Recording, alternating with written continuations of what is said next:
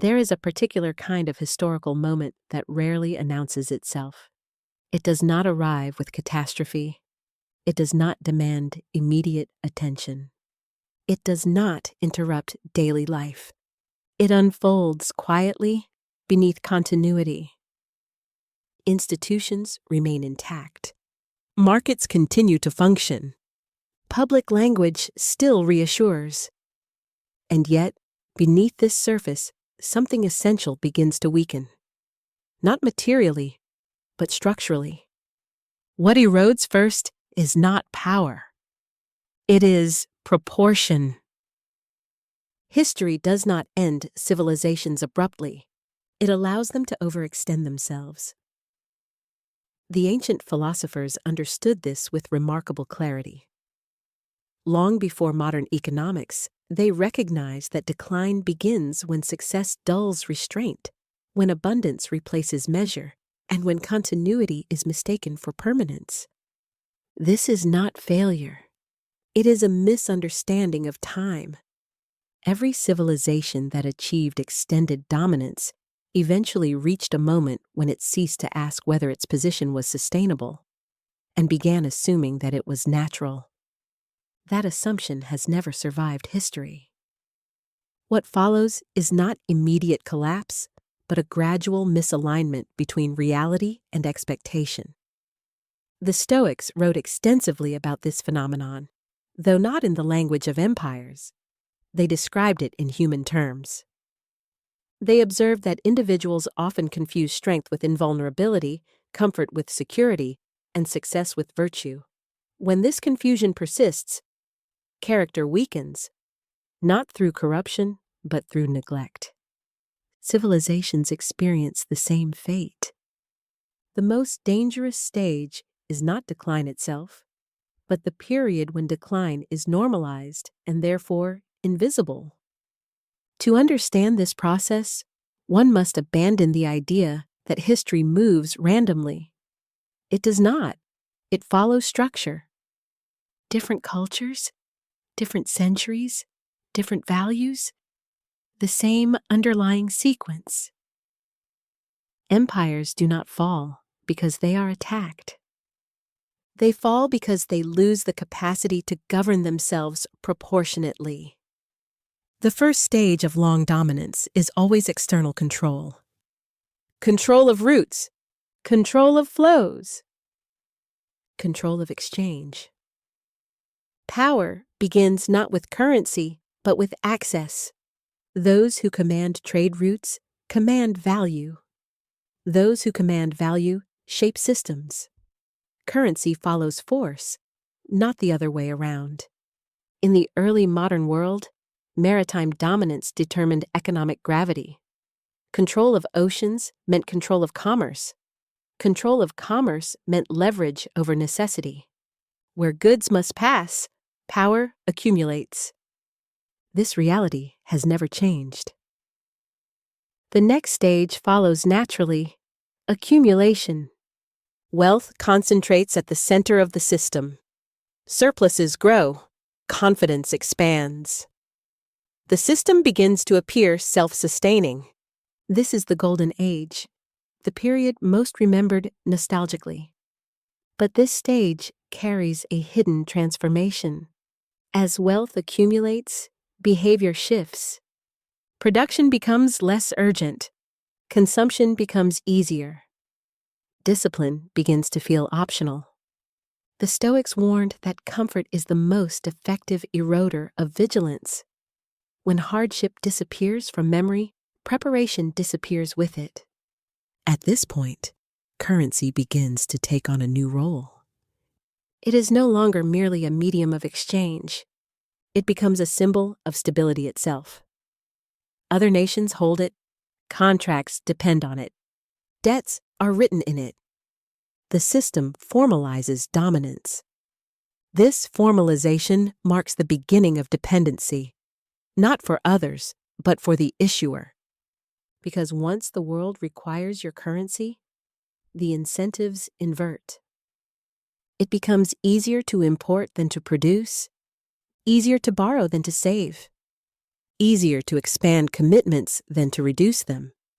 This is not decadence, it is structural temptation. Every reserve currency issuer has succumbed to it.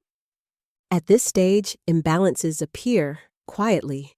Trade surpluses narrow. Deficits emerge. Debt increases. None of this feels dangerous while confidence remains high. Confidence is the most underestimated force in history. It allows systems to persist long after their foundations have shifted. But confidence is not permanent. The Stoics insisted that anything dependent on external validation is fragile. True stability, they argued, must be internal. Currencies do not possess this luxury. They depend entirely on belief. As obligations grow and productivity slows, a tension emerges. The system requires more currency to function, but issuing more currency undermines its value. This contradiction has no resolution, only postponement. Postponement becomes policy. Debts roll forward. Promises multiply. Adjustments are deferred. This is the stage at which monetary systems become abstract, detached from tangible output. Money circulates faster than goods. Claims expand faster than production. Paper replaces substance. To contemporaries, this feels like sophistication. In retrospect, it always appears as fragility. History shows that when a currency becomes more important than what it represents, decline has already begun. Not collapse. Decline, the distinction matters. Decline is slow, subtle, and deeply misunderstood. It does not feel like failure. It feels like management. Management of deficits. Management of expectations. Management of narratives. This is the phase in which societies argue most fiercely, not because stakes are highest, but because clarity is lowest. The Stoics would have recognized this immediately. They believed that confusion arises when people attempt to preserve outcomes without preserving causes. They warn that one cannot maintain prosperity while abandoning the discipline that created it. Civilizations attempt this nonetheless. They seek continuity without correction, and history responds with adjustment, not maliciously, not dramatically, inevitably. Understanding this is not pessimism. It is literacy. Literacy in cycles rather than events. Literacy in structure rather than scandal. Literacy in long time rather than headlines. Because once the pattern is visible, the present becomes legible. And when the present becomes legible, preparation becomes possible. This is only the beginning of the sequence. What follows is more psychologically demanding and more consequential. There comes a stage in every long-standing monetary order when adjustment quietly replaces growth as the system's primary activity. Nothing appears broken. Nothing seems irreparable. Yet nothing truly advances. This is the phase in which a civilization begins to manage imbalance rather than resolve it. Historically, this moment is marked not by external shock, but by internal rationalization. Every deviation is explained, every exception justified, every postponement framed as prudence. And because the system still functions, resistance to correction intensifies. The Stoics warned against this precisely. They observed that human beings often prefer familiar instability to unfamiliar discipline. Civilizations behave no differently.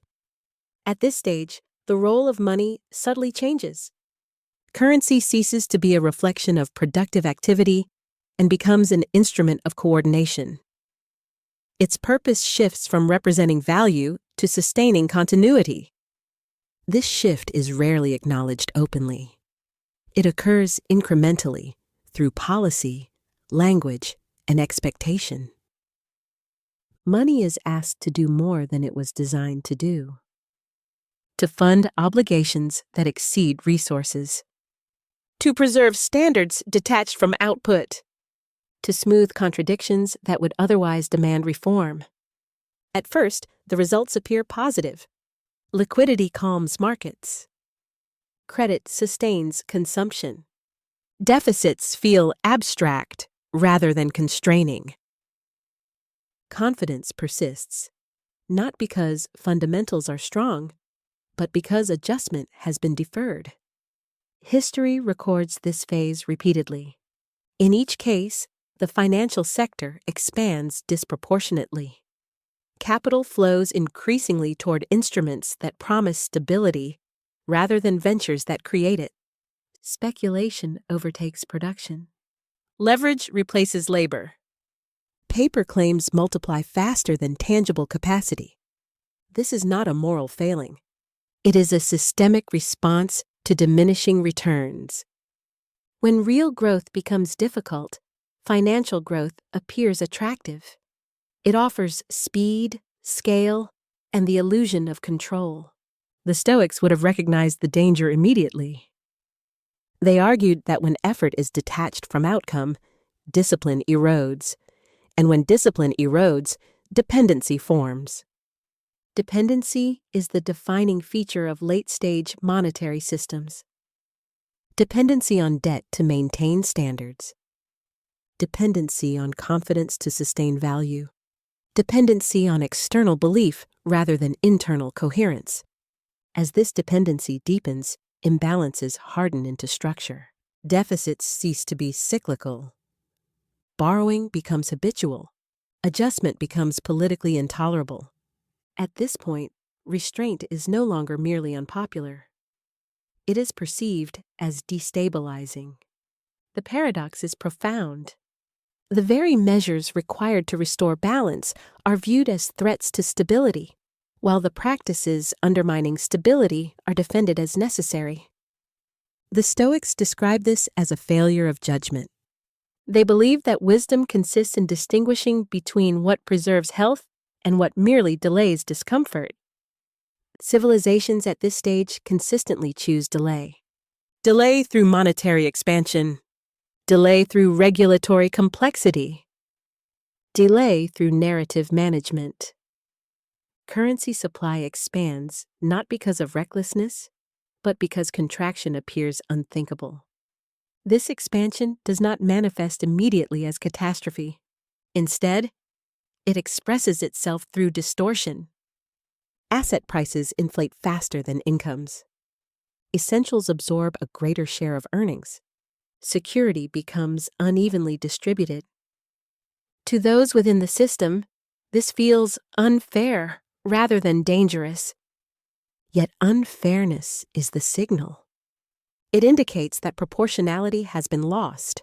When effort no longer correlates reliably with outcome, trust erodes. Not dramatically, gradually.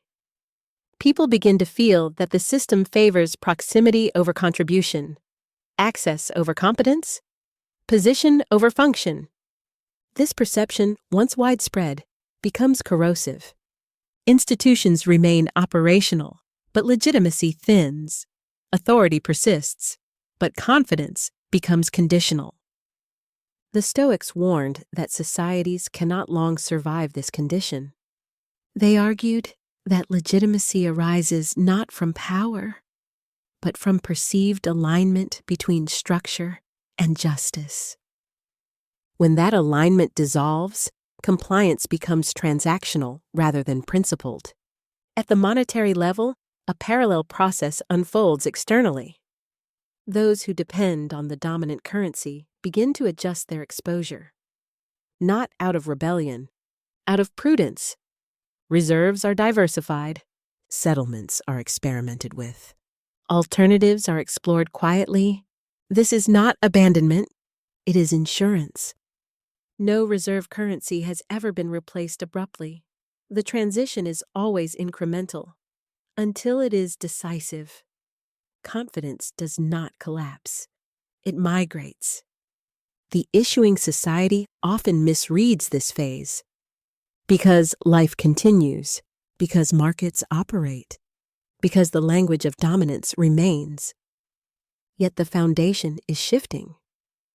What was once unquestioned becomes conditional. What was once automatic becomes negotiated.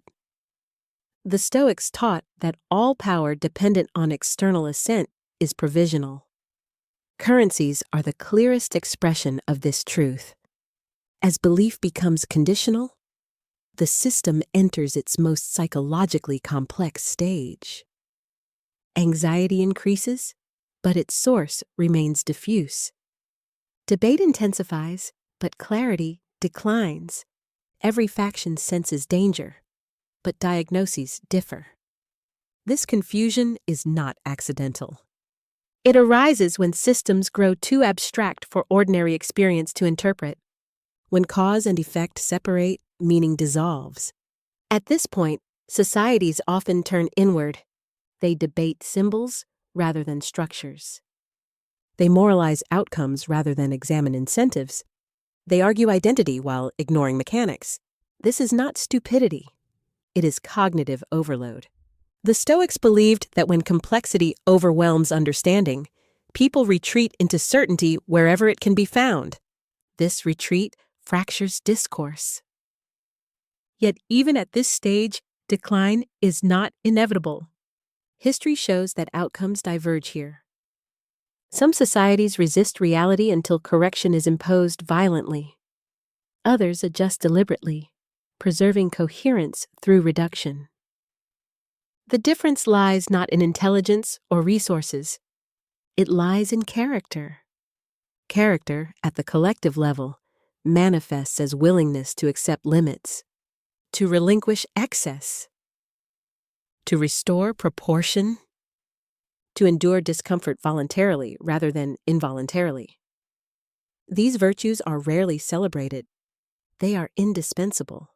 Without them, the next phase becomes unavoidable. When a civilization enters the later phase of a long monetary cycle, the most decisive changes occur not in ledgers, but in minds. Systems may still function, institutions may still endure. Yet the internal experience of life begins to alter in subtle, pervasive ways. What disappears first is not prosperity, but predictability. The relationship between effort and outcome grows opaque. The pathways that once appeared reliable become contingent. Security feels provisional rather than assumed. This shift is rarely discussed openly, yet it is widely felt. History shows that such periods are marked by a peculiar psychological tension. On the surface, continuity persists. Beneath it, confidence thins. People sense that the rules have changed, though no announcement has been made. The Stoics understood this condition intimately.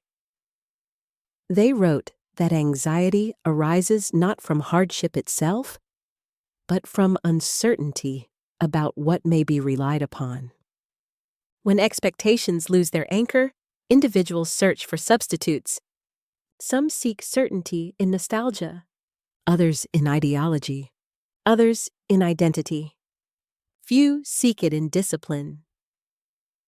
In earlier stages of dominance, social order rests upon a broadly shared understanding of proportion. Effort tends to be rewarded, saving tends to preserve value. Competence tends to confer status. In the late stage, these relationships loosen. Rewards concentrate. Risks diffuse. Consequences are delayed.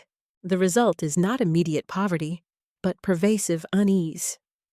People begin to feel that the system no longer speaks the language of fairness.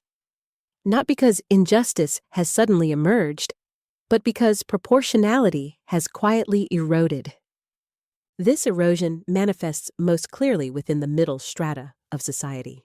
Those who depend on continuity rather than leverage feel pressure first. Their position becomes less secure, their prospects less legible, their sacrifices less meaningful.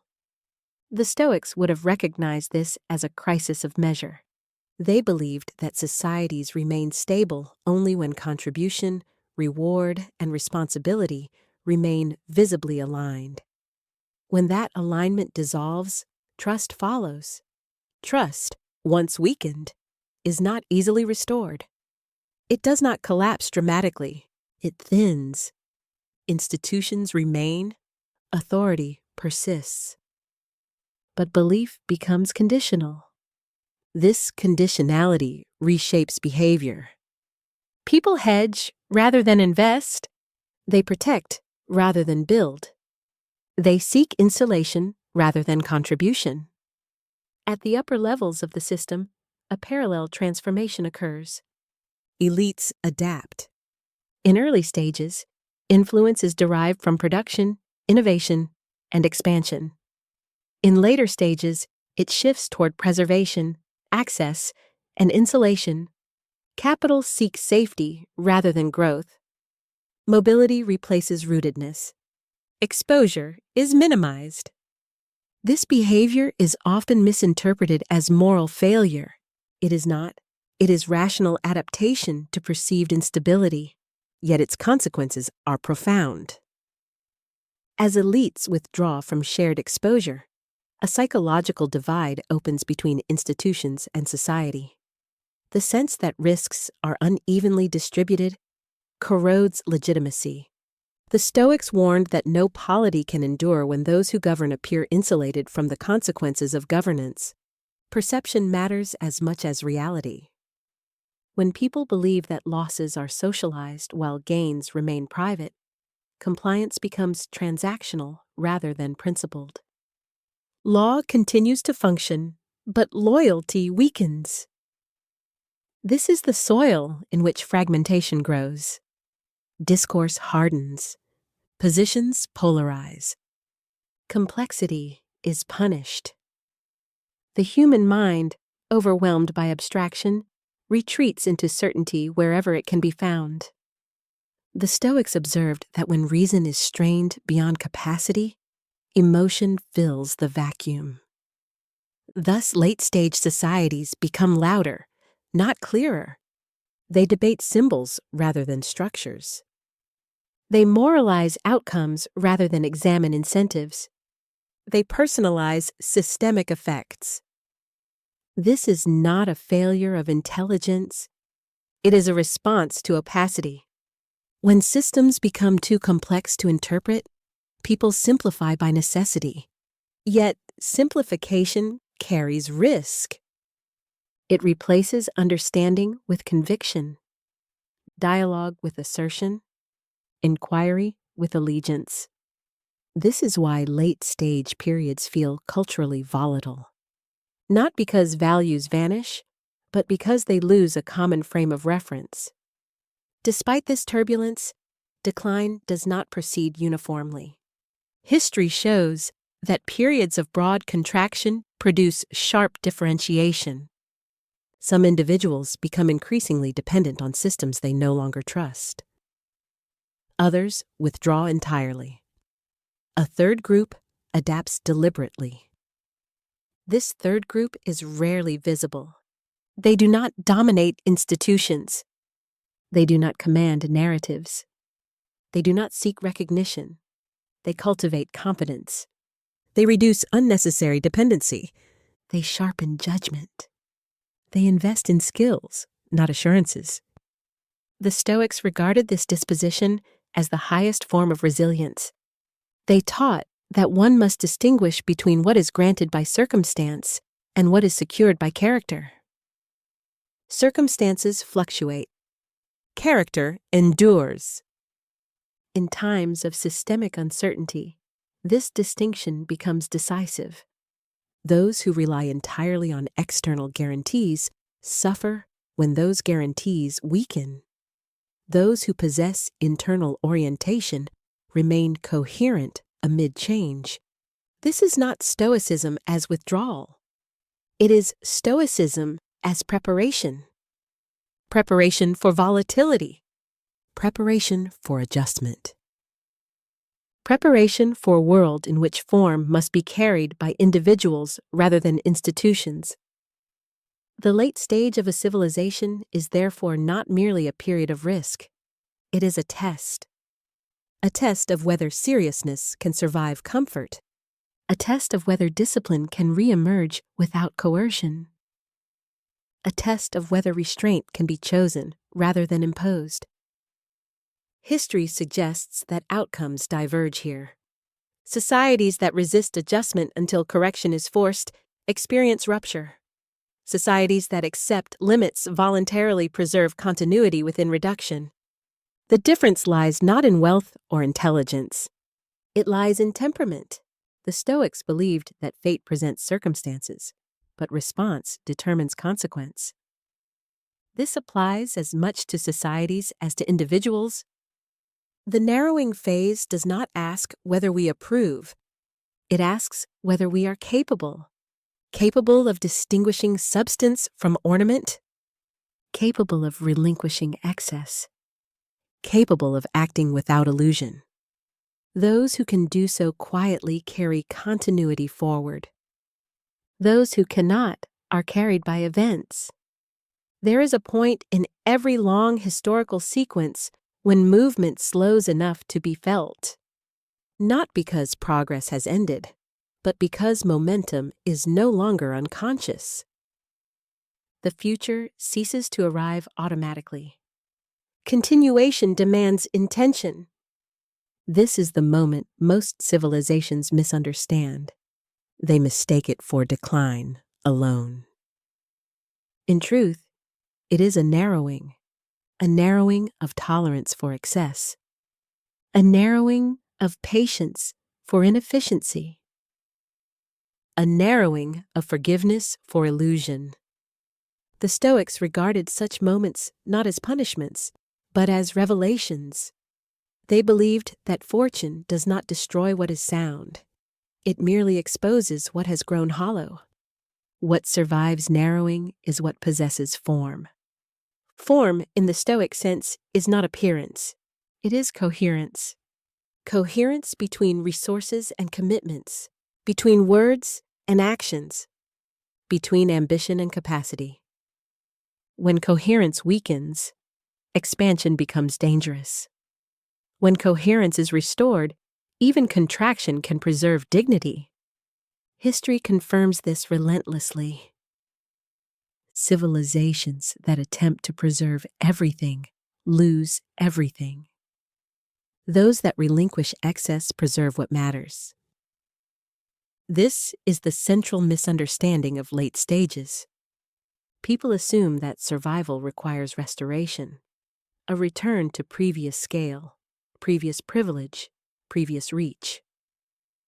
History offers no such reversals. What it offers instead is reconfiguration. Reconfiguration is uncomfortable because it forces choice. It requires distinguishing substance from ornament, function from prestige, necessity from indulgence. The Stoics insisted that wisdom begins precisely here, not in optimism, not in despair, but in proportion. They taught that fate presents conditions, but dignity lies in how one meets them. Applied at the civilizational level, this insight becomes decisive. The question is no longer whether systems will change. They will. The question is whether the people within them will carry forward what gives systems meaning once form dissolves. That meaning is not dominance. It is continuity of standard, standards of conduct, standards of competence, standards of seriousness. When abundance fades, these standards determine whether decline hardens into degeneration or stabilizes into renewal. Degeneration occurs when appetite remains while discipline disappears. Renewal occurs when discipline returns and appetite moderates. This distinction is rarely dramatic. It unfolds quietly through countless individual decisions. To simplify rather than inflate. To prepare rather than protest. To cultivate skill rather than entitlement. The Stoics never believed that the whole must be saved for life to retain meaning. They believed that integrity at the individual level was sufficient to justify existence, regardless of the surrounding disorder. This belief is not retreat. It is preservation of lineage. Civilizations do not endure because they avoid hardship. They endure because, when hardship arrives, there remain people capable of carrying form forward. Form of thought, form of conduct, form of restraint. Such people are rarely celebrated during times of ease. They become indispensable during times of adjustment. The narrowing phase, therefore, does not eliminate excellence. It clarifies it. Those who depended on leverage struggle. Those who invested in competence endure. Those who demanded certainty falter. Those who cultivated resilience adapt. History does not reward those who cling most fiercely to the past. It rewards those who release it without bitterness. The future, whatever shape it takes, will not belong to those who shout most loudly about decline. It will belong to those who quietly remain capable of thinking without hysteria, capable of acting without excess, capable of enduring without resentment. These qualities do not attract attention. They attract continuity. If you have remained with this reflection until its conclusion, it suggests a particular disposition. A resistance to simplification, a preference for depth over reassurance, an understanding that history is not an enemy to be feared, but a force to be met with intelligence. Such dispositions matter more than opinions. They determine how periods of transition are lived, whether with panic or with composure. If this reflection sharpened rather than soothed, that was deliberate. Clarity is not comfort. It is orientation, and orientation in uncertain times is invaluable. If you believe that such conversations deserve continuation, not as noise, but as serious inquiry, remaining connected ensures that depth is not drowned by spectacle. A measured acknowledgement helps these ideas reach others who value substance over slogans. If you choose to share this, do so deliberately, not broadly, but personally. Pass it to one person you respect. One person who would engage with these ideas thoughtfully rather than reactively. And if you leave a comment, let it add something. Not agreement, not praise, but reflection. Because thoughtful exchange is how standards survive periods of noise. History will continue to move. Cycles will unfold. The only enduring question is whether, as form narrows and illusion recedes, there will remain those capable of carrying judgment, restraint, and dignity through the passage. That has always been how continuity is preserved.